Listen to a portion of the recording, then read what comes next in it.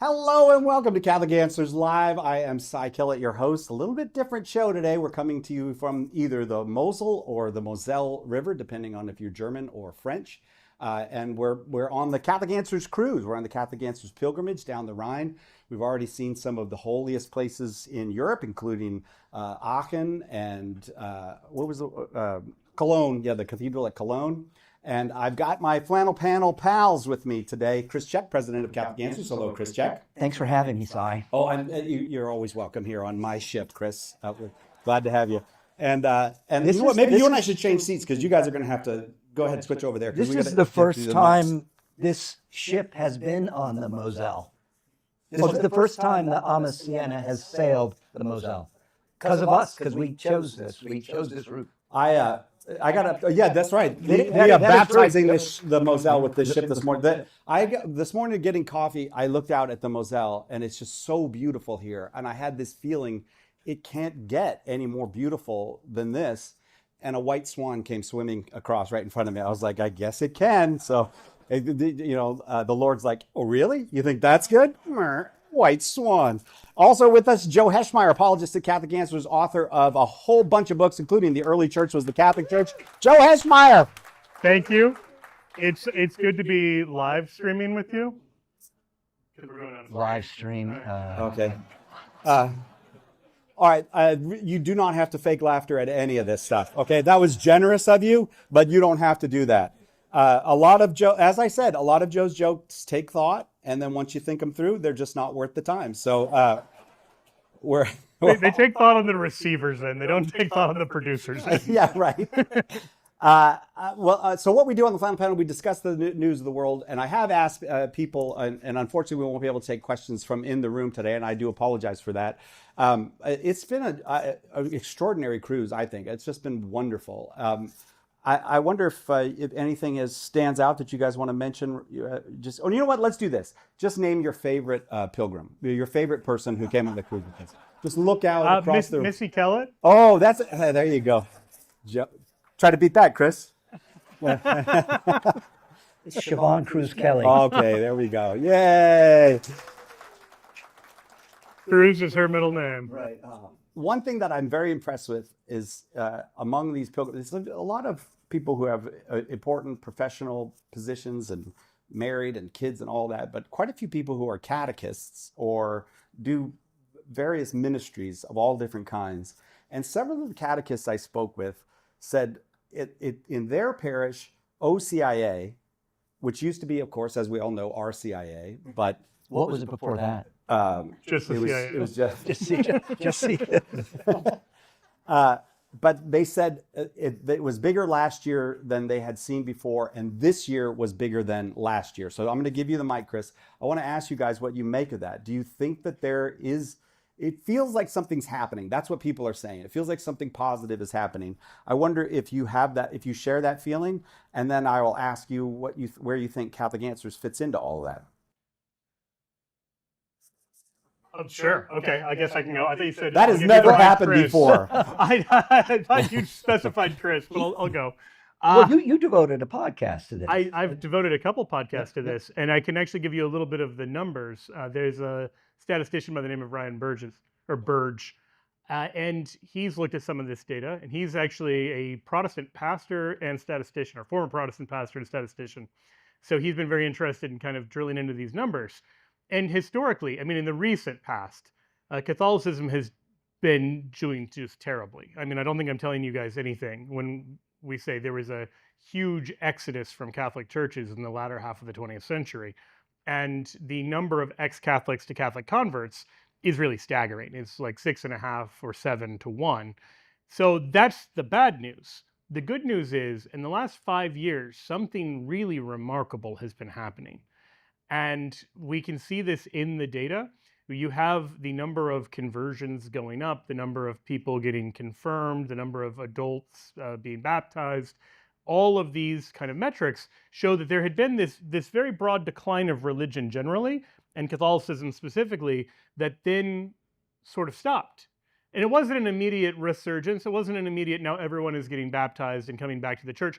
But the exodus sort of tapered off. And then it sort of flatlined, which was great. I mean, if you go from losing money to breaking even, that's an improvement. Now, obviously, you want to do even better than that, but this is certainly a step in the right direction. But I just saw some data the last few days where they did a study, I want to say it was 6,000 people, where they started following them in 2021. And so they kept track of these people over the course of the last 5 years. And there were about twice as many Protestants as Catholics. I don't have the numbers in front of me, but there were within one person an equivalent number of Protestants who'd become Catholic to Catholics who'd become Protestant. And that is completely unprecedented in terms of the last several decades. And in fact, given that there were twice as many Protestants to start, the Catholic side was actually doing about 2-to-1 as well. The Catholic retention rate during that period was 91%, which was higher than Protestantism, higher than non-Christian religion, and much higher actually than even like the nuns and the atheists. So something is happening where we are seeing two things: a greater resilience within Catholicism, where people aren't leaving like they were before, and a greater attractiveness to Catholicism, where people are starting to come into the Catholic Church in startlingly higher numbers. Yeah, and that's something that's happening, Cy, that I've been especially thinking about, well, I don't know, for several years now. Fulton Sheen, working off of St. Augustine, talks about the God-shaped hole in all of our hearts. And we've been very good for a long time, especially in America, with filling that hole with all kinds of other things, though not really filling it, but anesthetizing ourselves or distracting ourselves. And some of that stuff is starting to wear out. We're realizing, okay, well, actually, I cannot fill this hole in this way. I've been sold a bill of goods. I look around the world. Maybe the economy isn't doing so well. There's a great deal of killing that's going on around the world, and so this restlessness and this concern of mine, this unease that I have, isn't going away. And in fact, it's growing, it's expanding. The God-shaped hole is expanding, and I'm not filling it. At the same time, something has happened, and this, I think, is to the second part of your question, Cy, with respect to Catholic answers or broadly Catholic apostolates. Generally, the internet, which is a source of or a medium for all kinds of wickednesses, is also a medium for the truth. And in the last, well, I mean, it was whenever since Carl Keating had the brilliance to get the URL Catholic.com. But I think even more recently than that, with the expansion of social media and like, for example, the podcast that Joe and Trent are doing, Catholic Answers Live, more and more people are able to find the truth if they are willing to put the time in. And frankly, it doesn't take a lot of effort. There are a lot of, or there's a great deal of misinformation, but we're finding more and more that the work of organizations such as Catholic Answers or Word on Fire, uh, this stuff is rising to the top, and it is becoming increasingly accessible. And where once perhaps you were, a Baptist in Mobile, Alabama, and kind of in the thrall of your pastor, and he could say to you, oh, yeah, well, Catholics are cannibals, or they do worship statues. All that is investigatable, and you can determine the truth of it or not. I keep coming back to this Jeremy Christensen, who was on the show, who wrote the book about his conversion from Mormonism. And he said the worst thing that ever happened to Mormonism was the internet, because anyone who wanted to look up the really fantastic claims of the Mormon Church, anthropological, archaeological, linguistic, historical, can find out that that they're just invented out of whole cloth. Now, sola scriptura, that takes a little more to dig into. Sola fide, maybe even a little bit more than that. But the answers are there because of the work of the great apologists of Catholic Answers and now many others. I mean, I think Catholic Answers were the first out of the gate almost 50 years ago. But the information is available, and that has had a huge part in inspiring, especially, I think, the young people who so much are getting this information online.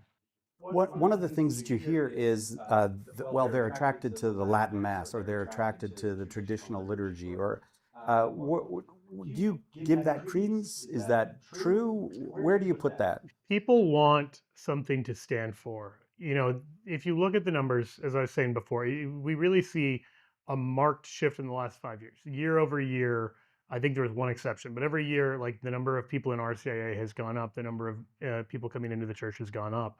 So there was something of a nadir, like a low point in 2021. And this marked kind of an epochal turn. And so you think about what happened in 2021. Now, you might say they hired Joe Heschmeyer, Catholic Answers. I think that might That not turned it that all might not around. be the Finally, it got that turned might not be around. the actual cause. I think the actual cause might have been COVID era search for meaning. Yeah. That we were in a place where it was like the best lacked all conviction and the worst were full of passionate intensity. And so to have a sane presentation that is like strong and full throated and a thing that you can actually stand on and live in is something people are happy with. And we see this certainly with the Latin Mass, but just in general, traditional religion is on the rise, whereas like the more liberal or worldly forms of Protestantism have plummeted.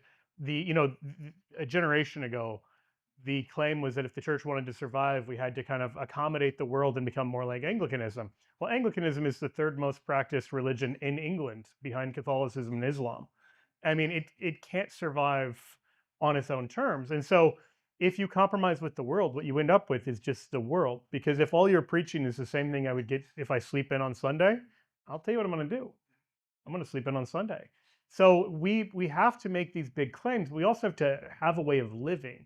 Like having the big claims and having something you stand for is a good start, but it's a thing that you live in. It can't just be a thing that you kind of play around with online if it's going to have any legs. I'm glad you asked that question, Sai, especially about the traditional Latin Mass, because it's an opportunity to call for us to remember that it isn't truth alone that people are looking for because of this want that they have, but also goodness and beauty, right? And if it's true, if it's good, if it's beautiful, it belongs to the Catholic Church. It's ours. And this, I think, especially is the draw of the traditional liturgy, and its beauty, and the beauty of the music that attaches to it, and typically the architecture. And of course, look, I mean, look, Yeah. look at the Cologne Cathedral where we just were. That was inspired by it. Yeah, but you look at the Cologne Cathedral, or you look at the typical Southern California church that was built in the 70s or 80s, and it's an entirely different. I do think there's a failure to treat the human person as both physical and spiritual, and so we forgot. I feel like in the modern era we forgot as a church that the person, that 43-meter high vault in Chartres Cathedral, or no, in Cologne Cathedral. By the way, I still don't know what 43 meters is. They say like it's that. It's whatever that is. Yeah, Okay. it's a lot. But that's not just some impressive architectural feat. That's to lift the heart. And we dropped that. And so here's my concern is, even if we have a wave now of 20 somethings and 30 somethings who say, I want the Catholic faith, do we have a church that can welcome them and sustain them and give them what they're looking for? Or do we need to become the church that can welcome them and sustain them and give them what they're looking for? I think it's both. I think that we see in the numbers, in addition to all the things we talked about in terms of retention and in terms of people coming into the church, you look at the ordination numbers and we see really marked shifts. If you look at every 5-year cohort, every cohort has gotten more traditional and more conservative than the one before it, which is frankly a double-edged sword, because there are times where someone who is over indebted to the political right might have blind spots in the same way someone who's over indebted to the political left will. But there does seem to be that same hunger for something deeper and stickier, you might say, in terms of just having a religion that you can live. But we do have this problem that architecturally we often have these banal parishes. We, in many cases, have parishes that are very large, where giant parking lot, large, kind of uninspiring space. And even if you get a great pastor, and even if you get a whole crop of people who are on fire for the faith, it can be a little bit of an uphill battle if you also have a lot of people who are just checking the box on Sunday. Now, I think there are ways, short of a full-on parish renovation, that you can accommodate that. And I think we look to the history of the church for that, that you gather people in intentional spaces and you allow the people who are really fervent and the people who want to be fervent to encounter one another and to grow in fervor. And so this was, the monastery. This can also be a men's group. This can also be, some kind of prayer group in your home. This can be, even if your pastor is not on board, even if your pastor doesn't have the vision, you can invite a few other people over for a time for prayer and a meal or something like this. And you can build up these spaces much more organically than people imagine. I'm really glad that Joe brought up the monastery there, because that actually is the ideal. Monastic vocation is the highest of the vocations, but in all of our lives, in our vocations, the more we emulate that monastic ideal of common life, of common prayer, of common work, common enterprise, right? Then the more we're going to have success, to answer your question, with all the new folks coming in. If I had to summarize the papacy of Benedict XVI or his message, he constantly reminded us that man is made for two things: worship of the divine and human friendship. And it's this human friendship, I think, where actually there probably is a good bit more work for us to do, and I think actually some things that we can learn from our separated brethren in this regard. Having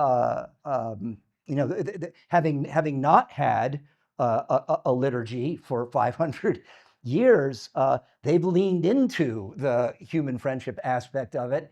And there's probably, and I don't mean we should start putting coffee shops in our nartheses. That's a dumb idea.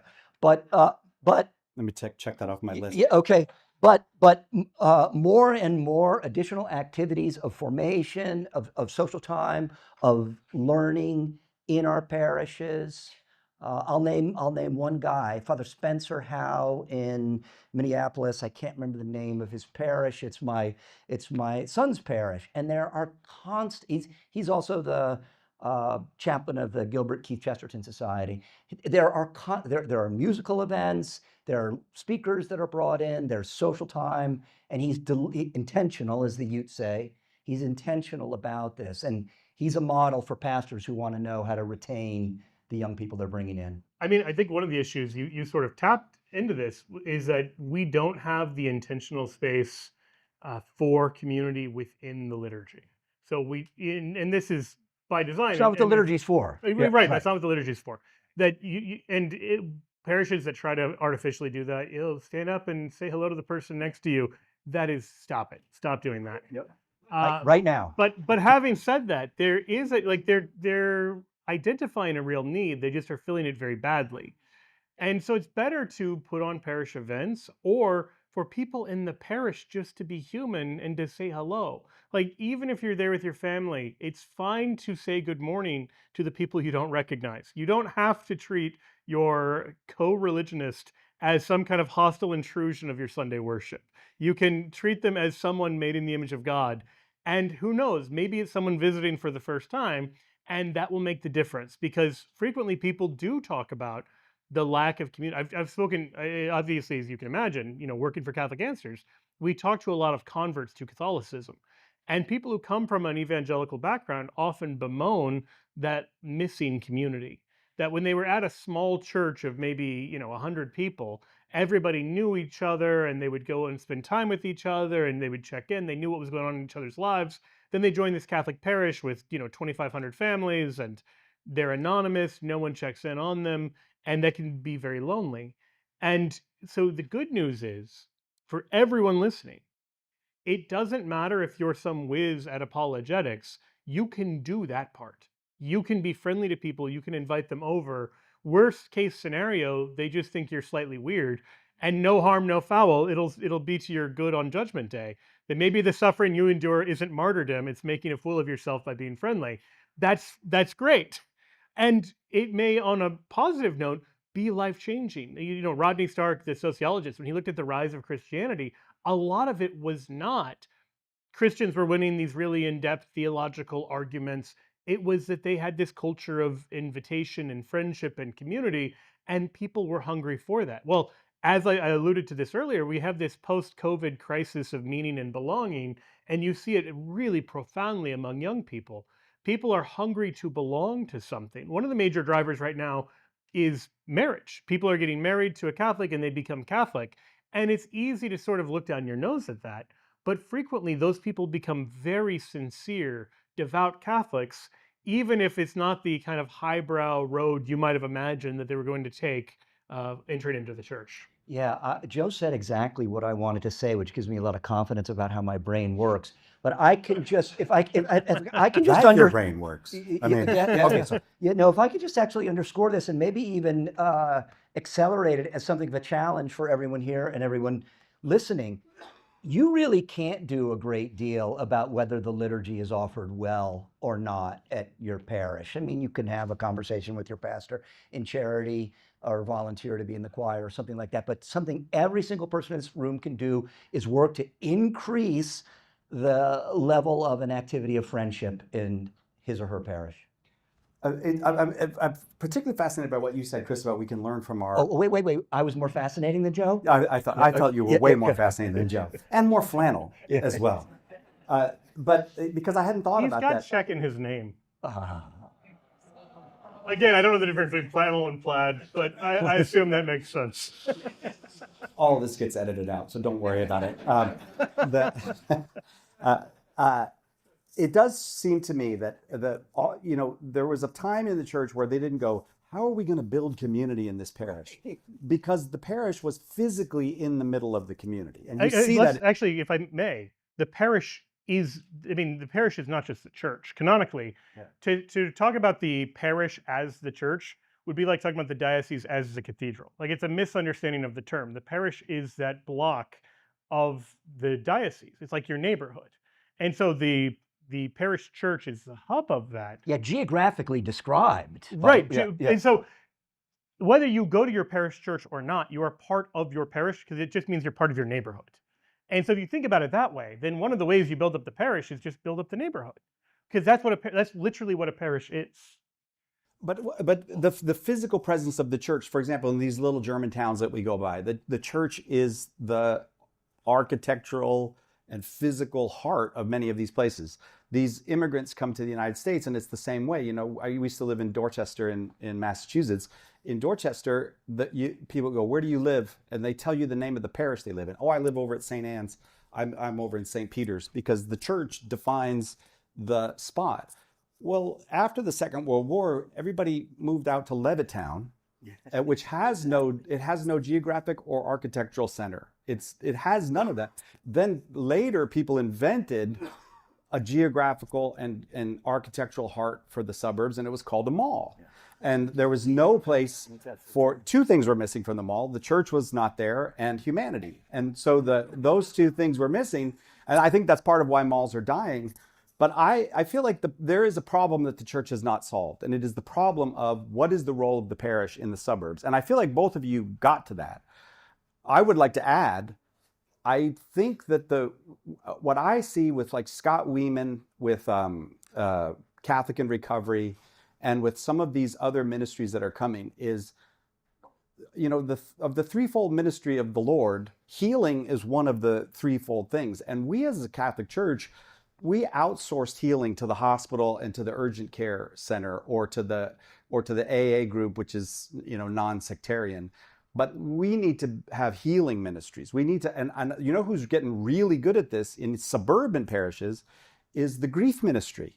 The ministry like Crossroads ministry in some places that out of Pittsburgh, where, people can not just get help with the funeral arrangements, but can grieve together, can heal together. So it does seem to me that while I'm not discounting any of what you said, I think we need to become a social place again. Amen. But we've forgotten we're not doing the ministries that Christ himself did. If we would, I think there's a whole bunch of people that need the healing of Jesus Christ, and they'll come.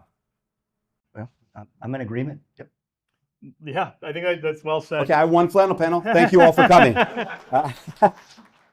Well, can I just say that geography is part of this. Right, The yeah. automobile has been Right. extremely destructive toward what you are describing. Right, but you're And now also the fact that liturgies are so varied in their quality means that, for example, the Latin Mass parish typically becomes a commuter parish, where people who really want a beautiful liturgy are now driving as much as an hour or more each way in order to have a beautiful liturgy.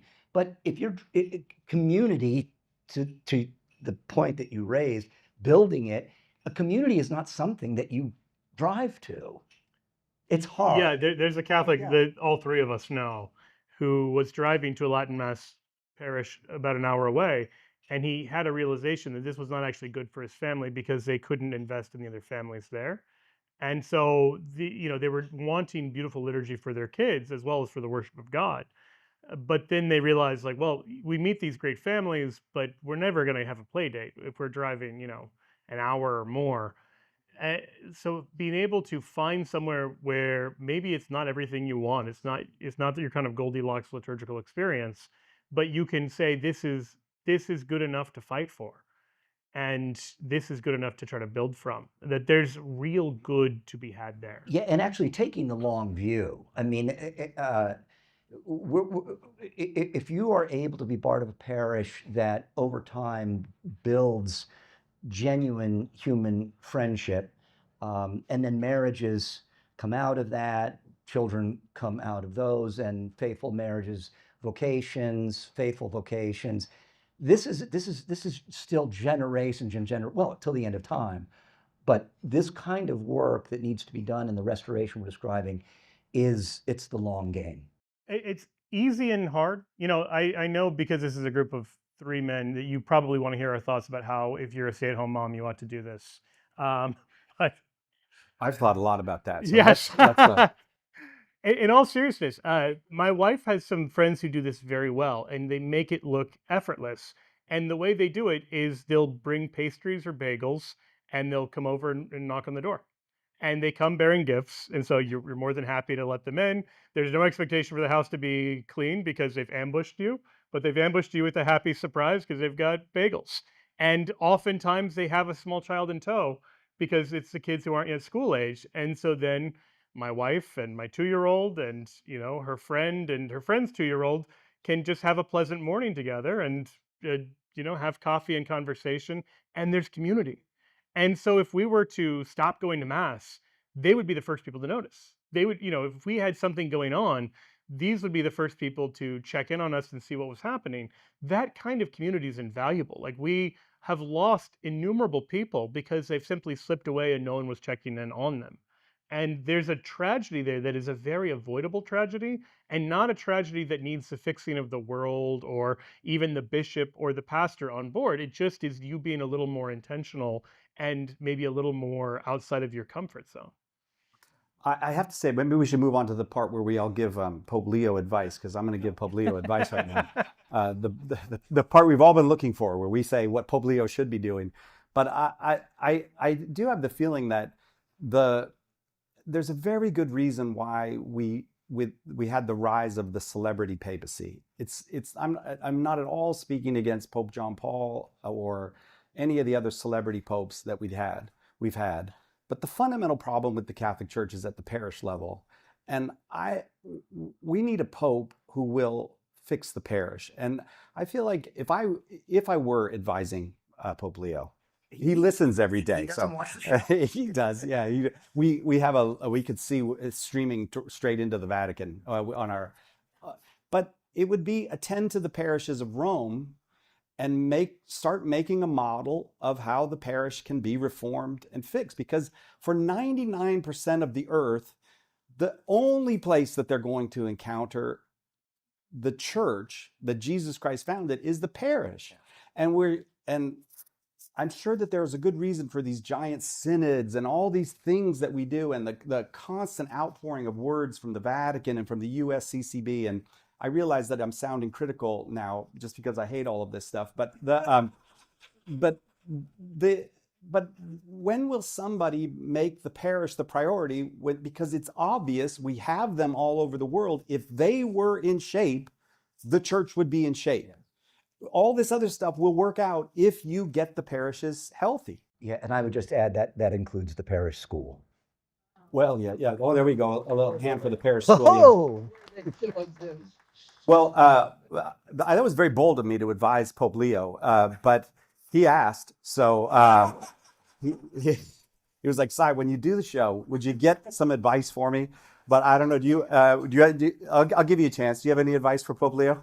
I don't have great advice for Pope Leo. I think he has a lot on his plate. But I would say, again, we don't need Pope Leo to fix the parish. You can fix your parish.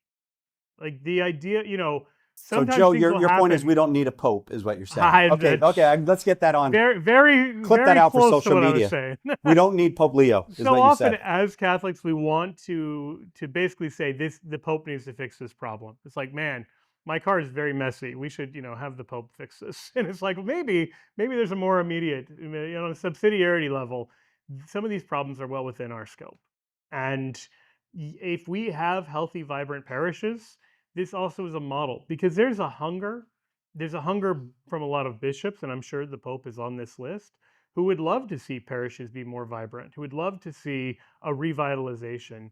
And the problem is the kind of community model you were talking about before, where people lived and died in a little parish, in a neighborhood, in a ghetto, that is over and done with. And that is over and done with in ways that are irreversible. We can't simply create a situation where people are going to have a livable job that they work in their same parish boundaries. And so people are used to driving. I mean, just think about your own commute. Just if those of you who are listening in the car or whatever, imagine how many parish boundaries you drive through simply on the way to work every day. That is radically different than your grandparents' life. And we are still trying to figure out how to accommodate that so that parishes can be a place where it doesn't just become these weird echo chambers where, people who are this way go to that parish and people who are this other way go to. That's actually not healthy for the church. That's not healthy for the unity of the church.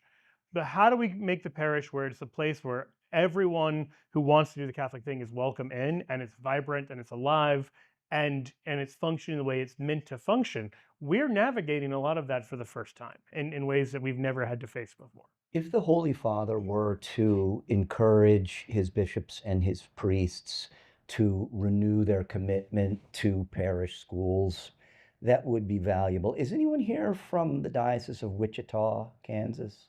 No one? In Wichita, Kansas, if you tithe, your kids go to school for free from kindergarten to your senior year of high school. And I won't say very sophisticated, but they're a little sophisticated in how they determine that people are tithing. But this has been working in Wichita, Kansas now for for a couple of generations. It's been going on for a while, and it's been very, very successful. Wichita, Kansas is a place where, in fact, parishes are being built, not closed, and schools are being built. Also, many of the parishes in Wichita, Kansas have perpetual adoration chapels.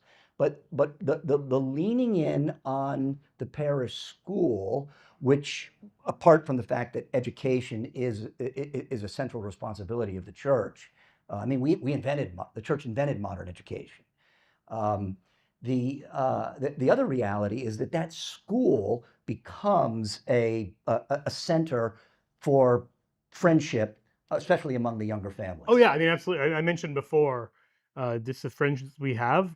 Almost all of our existing friend group is either through the parish or the Catholic Montessori that our kids go to, and you can see the impact it has not just on the kids but on the parents as well.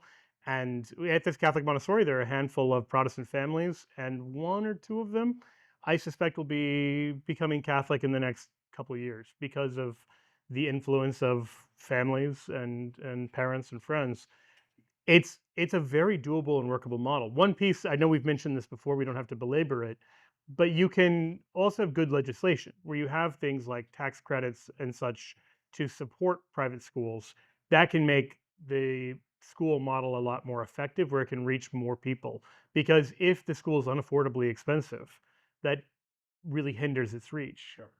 But I know states like Missouri and Ohio and others have come up with models that work very well, and they seem to be spreading across the country. Probably a good time to mention that the contribution that women religious made to the parish life. I mean, we lost something of unbelievable value when we lost the great communities of women religious that we had. And I remember we sent our kids to the parish school, and a nun came who was a missionary. You know, it was probably October, and she came and talked to the kids about the missions. And one of my daughters said to me, like, "What's a nun?" And I realized, oh my gosh, I just took for granted, like, it didn't even occur to me I have to teach them what a nun is, because they've never seen one, and they go to the parish school. And so it does, that thing that you said about the monasteries, the convents, we need.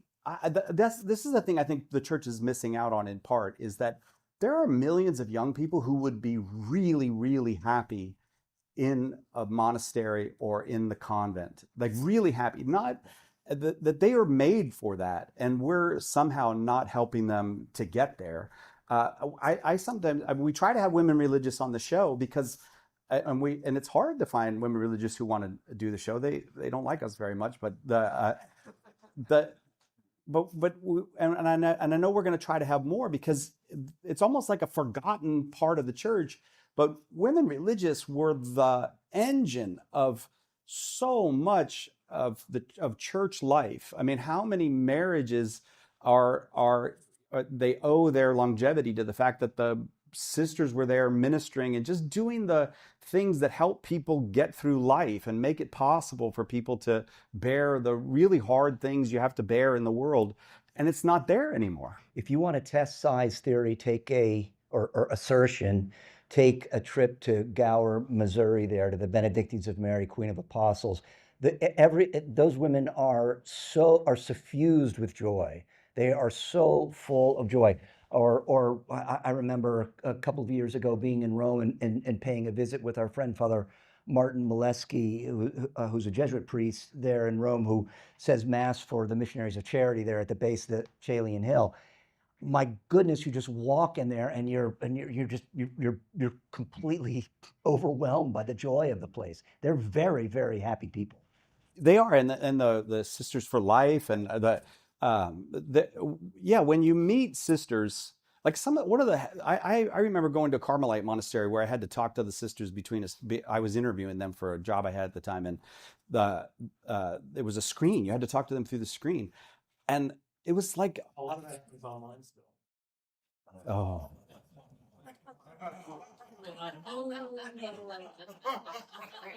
I just feel the depression coming over me. So like, oh Lord help us. But I, like, from behind the screen, I could feel this joy emanating from these women. And you don't want to romanticize it, because they have problems too, and they have difficulties. I remember asking Abbot Claude at the Benedictine Abbey one time, what's the hardest part about living in community? He had lived in community about 70 years at that time, and he said, the community. And I was like, oh, okay. Like, he's like, you know how hard it is to live with your wife? And I was like, it's super easy. But for those listening, she is staring at him. She's sitting right here looking at it. But he's like, well, I live with, a bunch of irascible men, and I have for, that. So I don't want to romanticize it, but it is a happy life. And I think we've neglected to draw women, especially young women, back into that life, where I think many of them could be very, very happy. We are on a rebuilding project. Yeah. The fact that your kids could go to Catholic school and not know what a nun was would have been unthinkable for any generation for the 1,000 years prior to the generation you were raising your kids.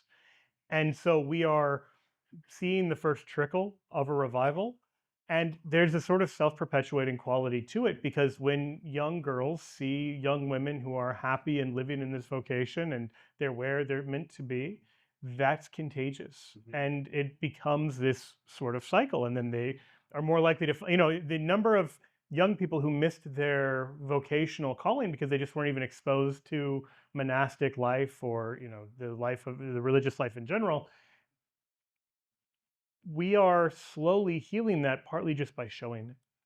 Yeah, and by the way, we all have a role to play here. Most of us are not going to join the religious life, but every single one of us here and listening can support them. And so take the time, do the research, find out which of them are doing really good work, which one have growing vocations.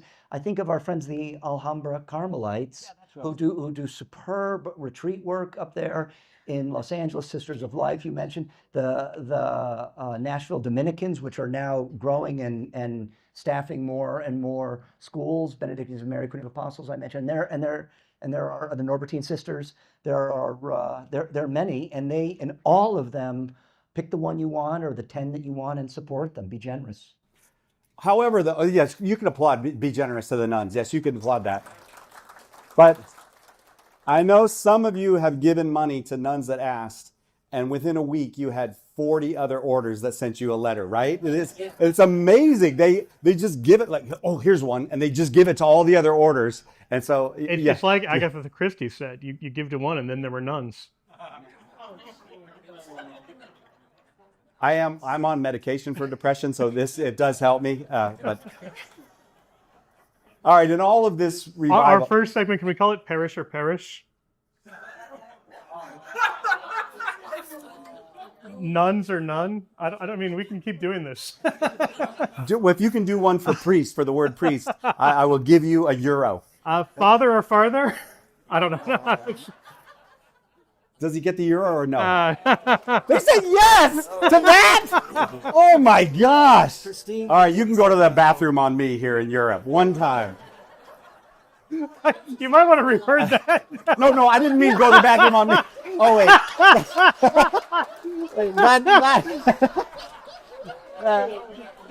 Okay. Can we cut the commercial? This is definitely getting at it. I mean, I will pay.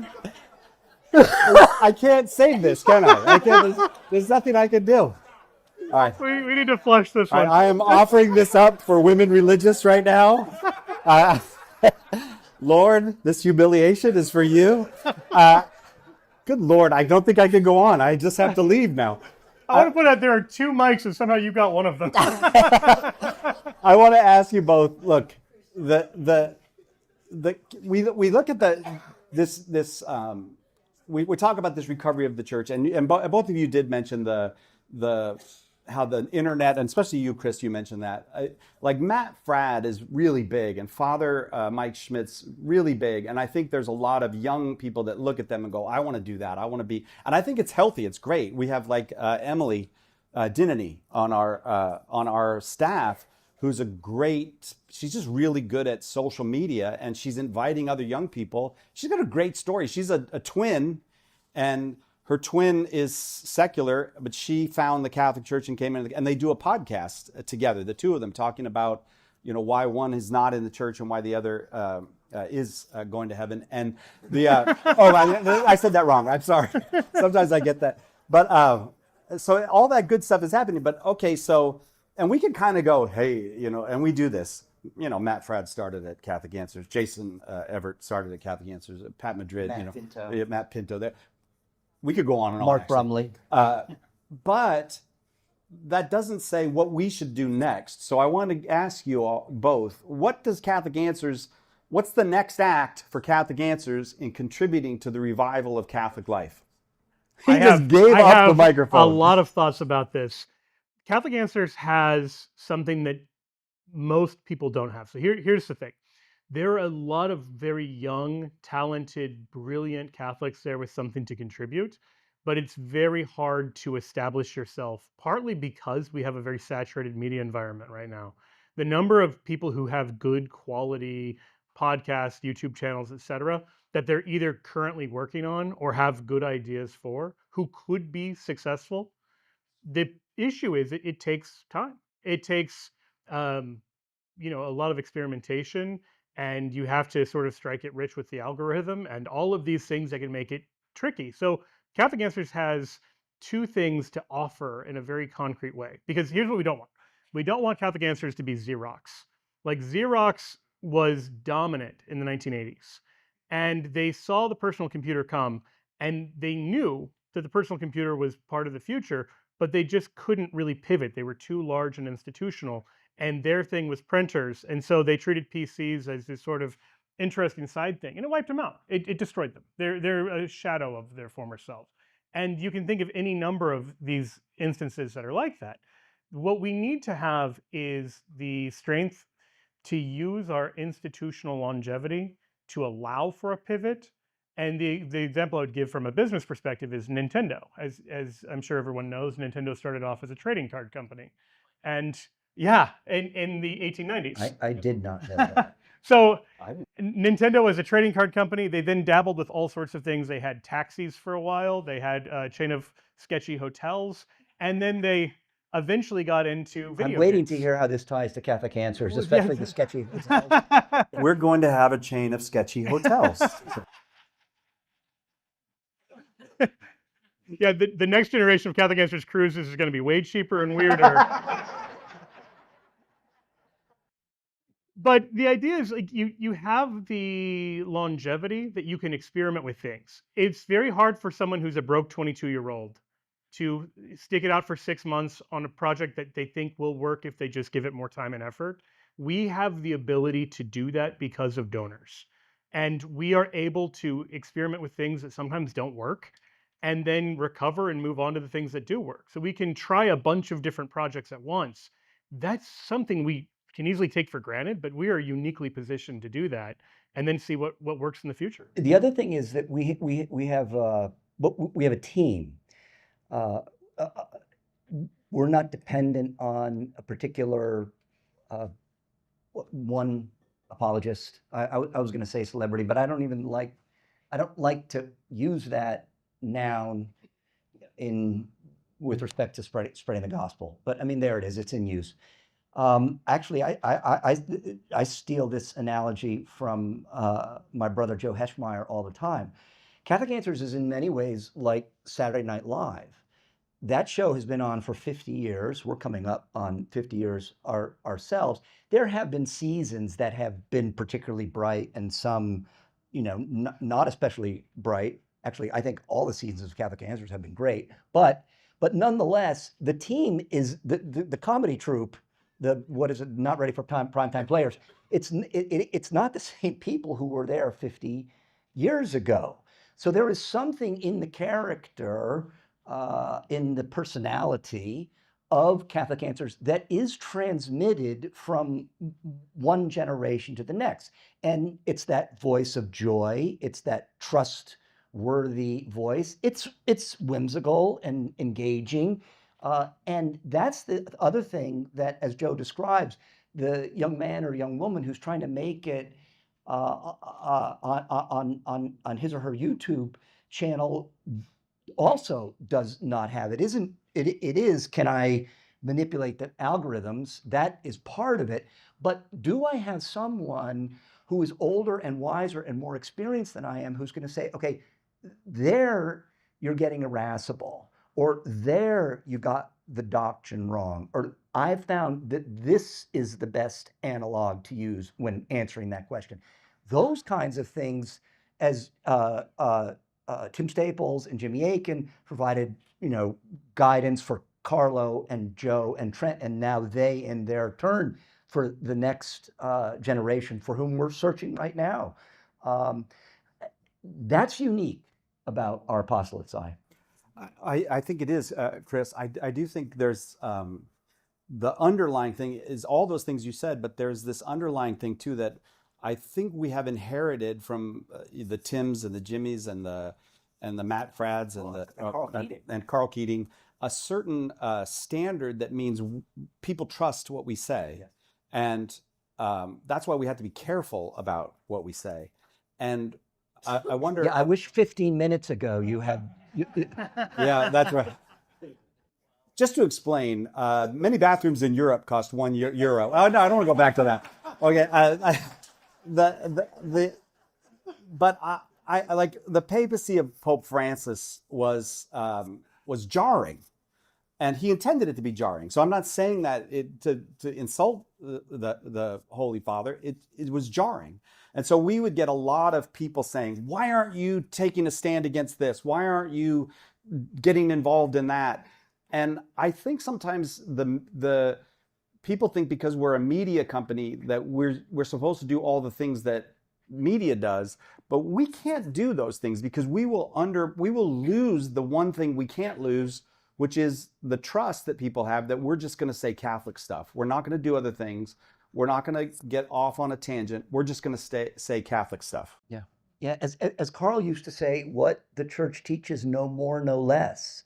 And it sounds sort of reductionist, but in fact, it's not at all. It keeps us on mission.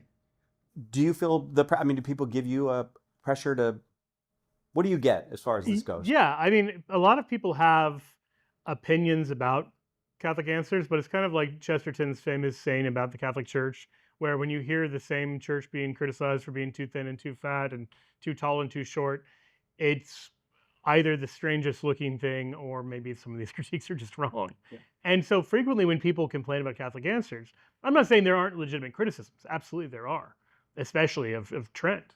No, I'm just kidding. Wait, now we're getting good. I'm tired. I'm in the, okay, go ahead. No, in all seriousness, there are legitimate criticisms, but more often than not, whatever direction you think Catholic answers is too far to the left or the right or modern or traditional or whatever, that's more of a reflection of where you are rather than anything else, because we've got a diversity of voices that speak on a lot of topics, and we're not trying to stake out a little corner. We're trying to represent the church. We're trying to not just represent our own opinion about where the church could and should be on this or that issue. We're trying to do something much bigger than that. Now, sometimes we fall short of that. We do. And then what do we do when we fall short of that? I think we just do two things. One, we own it. We say, well, we shouldn't have said it that way. Two, we highlight other voices either within Catholic Answers, or we have people on who can kind of approach the issue from a different perspective. And we want to show the areas where it's really important on this doctrine. We all agree. But then there's this other thing where it's, here's this issue of how do we respond to this thing in the news. It's okay to have different opinions on that. And we try to model that, including here on this show. I mean, one of the things we're trying to do with Flannel Panel specifically is we're not just answering doctrinal questions. We're not just giving the black and white, this is what the catechism says, this is what the church is infallibly taught sort of answers. Some of these things, we've got this problem in, the lived experience of Catholic life. How do we navigate that? And there's likely to be as many answers to that as there are people. Chris, anything about our future? Anything else? It's bright. Okay. All right. Look, Cy, as long as the staff of Catholic Answers remains faithful to the Holy Spirit and realize that we are the conduits of His grace, how can I even predict all the magnificent things that are in store for us?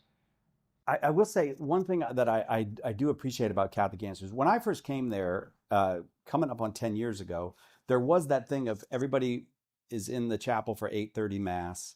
And then in the hallway after Mass, the arguments start about doctrine and, how we deal with this. And it was great. It felt so energetic to we pray together, and then we get into and then of course sometimes Tim and Carlo would start arguing about doctrine, and then everyone would just go to the other end of the building. Just leave them. We'll go to the other. This is not going to be good. This is going to take 2 hours, and it's going to be loud. So. But that vitality, I think, formed our apologists. So you think about a person like Carlo, who Carlo's probably at 12 years now or something. If you asked him, he would say that Jimmy refined him, Tim refined him, that the work refined him going on. So one of the things we've been able to do is be that training ground so that you can go out and be Matt Fradd. And I don't know what Matt Fradd took. And I really do admire Matt Fradd. I think he's doing wonderful work. The interviews are fantastic. Jokes, not so good, but the interviews are fantastic. But that capacity now I see Carlo is doing that with these young apologists. And so you maybe hear some of these young apologists. I don't want to name them and embarrass them, but they're brilliant. They need polishing, that's all. They need to, and some of that polishing is to learn how to say things succinctly. Some of it is to learn how to say certain things charitably. Some of it is to learn how to not chicken out. Just, this is the doctrine of the church. you know, I know the world doesn't like it. We got your back. You say it, and don't have any fear about that. But I think that's one of the things that has to be part of our future, is developing the next generation of people who can do this. You're listening to Catholic Answers Live. We're coming to you live from the Ama Siena ship on the Moselle River on our European pilgrimage up the Rhine River. We'll be right back with more Catholic Answers Live right after this.